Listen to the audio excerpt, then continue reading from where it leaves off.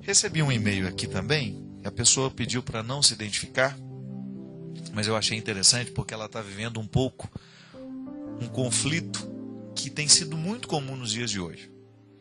Ela fala: padre, o que tem me feito sofrer é o meu questionamento sobre a vida. Eu me vejo, me amo, me importo com o que pensam de mim, mas de forma positiva. As críticas eu uso para melhorar, os elogios enchem meu ego, tudo bem. Aliás, eu era assim. Até que comecei a me questionar o porquê de me sentir satisfeita com essas coisas. Afinal, só tem importância para mim, e ao concluir que todos nós somos sozinhos. No fundo, somos sozinhos. Chegar a essa conclusão me desesperou. Retirou até mesmo o sentido do que eu tinha para este reconhecimento que o outro me dava. Eu me sinto só. E como se só eu me preocupasse comigo.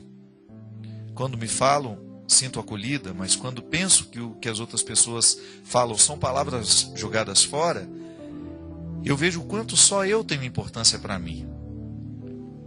Minha solidão se aprofunda e eu me pergunto, então, para que viver? Para que estudar, trabalhar, procriar, se isso só tem sentido para mim? Quero voltar a ser eu mesma, porque eu sempre amei ser quem eu sou e hoje tenho sentido muita dificuldade de viver esse sentimento. Isso é muito comum nos dias de hoje, né? Essa perda do sentido da vida.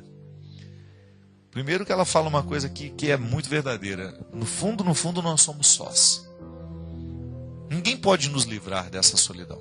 Aliás, esse livro que eu vou lançar agora, se Deus quiser, em junho, chama-se Orfandades, O Destino das Ausências. É um livro de contos em que eu, a partir de personagens e de histórias, eu trato, dessas orfandades que são naturais desta insuficiência da condição humana, que é, no fundo, eu acabo tendo que experimentar as minhas questões mais fundamentais sozinho.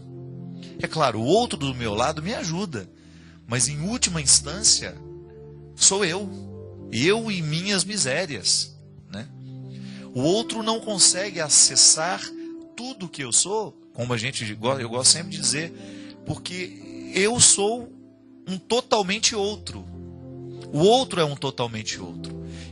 Por mais que eu esteja ao lado daquela pessoa, eu não tenho como acessar a totalidade dela. E essa incapacidade de ser acessado na nossa totalidade gera uma solidão, uma sensação de ser só.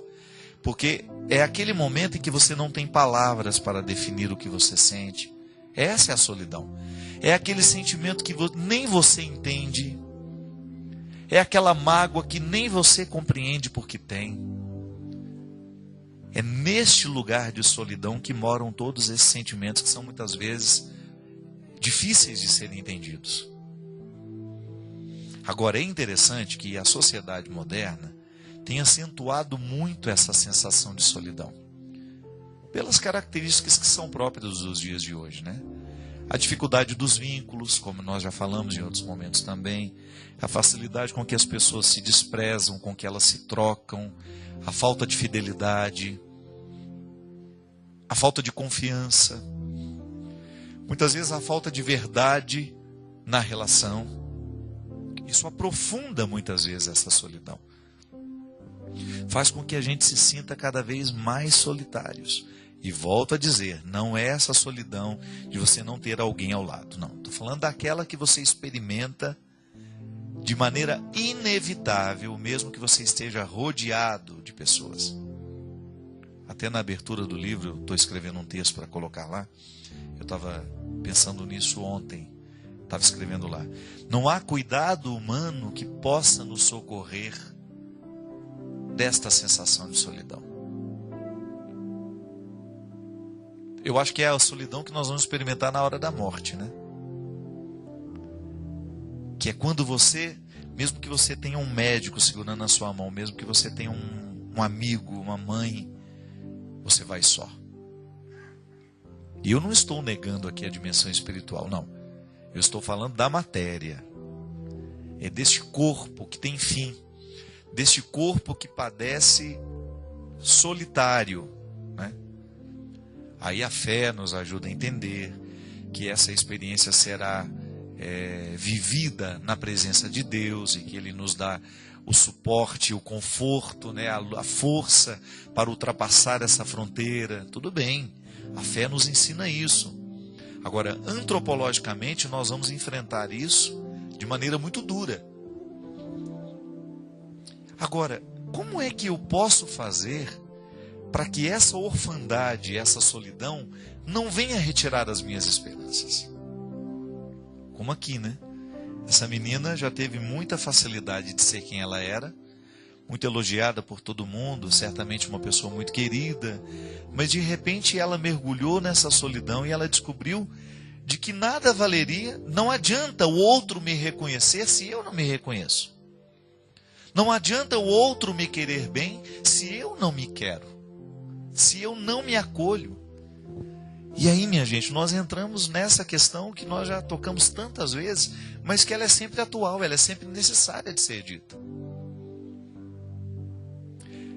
O ser humano que não se acolhe, o ser humano que não se conhece, que não está disposto a viver esse dilema de ser quem é, não vai alcançar,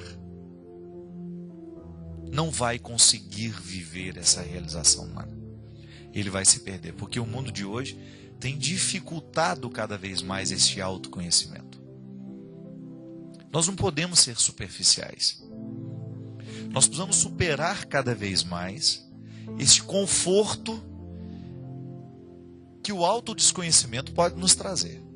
Porque a falta de conhecimento, a falta de autoconhecimento, né, ela pode gerar um conforto temporário. Eu não estou nem aí com os meus problemas, eu quero mais é viver minha vida, eu quero mais é tocar o meu dia a dia, deixa os problemas, outro dia eu resolvo. Pois é, mais cedo ou mais tarde a vida vai nos cobrar.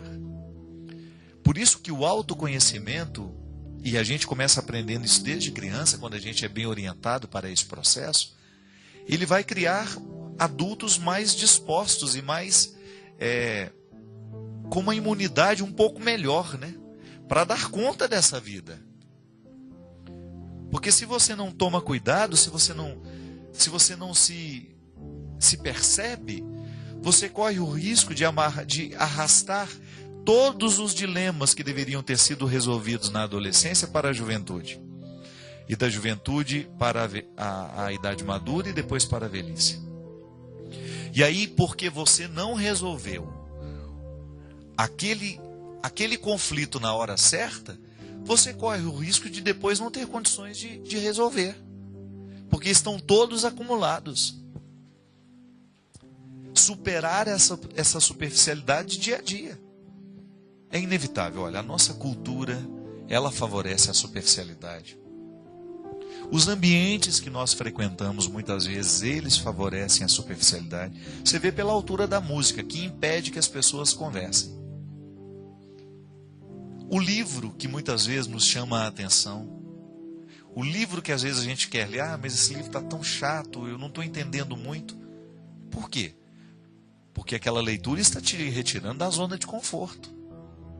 Eu gosto muito de ler coisas que eu não entendo no primeiro momento, porque eu saio da minha zona de conforto. Ler aquilo que eu já sei, que sentido tem isso? Eu preciso o tempo todo sair da minha zona de conforto. E isso é existencial. Se eu quiser dar conta de mim, se eu quiser lidar melhor comigo, eu tenho que sair da minha zona de conforto. E como é que eu saio da minha zona de conforto? Na minha convivência, no meu encontro com os outros, com os que são diferentes de mim. E até mesmo com os que são meus amigos e que são parecidos comigo, também posso sair da zona de conforto, desde que eu permita que aquele relacionamento não seja superficial. Pelo amor de Deus, nós não podemos ter uma postura superficial. O nosso desejo tem que ser alcançar sempre o mais profundo de nós mesmos. Eu preciso me motivar a querer ir mergulhando cada vez mais em águas mais profundas. É a proposta de João Paulo II naquele tempo, que ainda continua atual. A proposta de Jesus para nós é essa. Vamos sair da margem, vamos aprofundar. O nosso processo de fé pode nos favorecer isso. Porque se a gente não aprofunda, minha gente, nós não saberemos entender essa solidão e não saberemos administrá-la.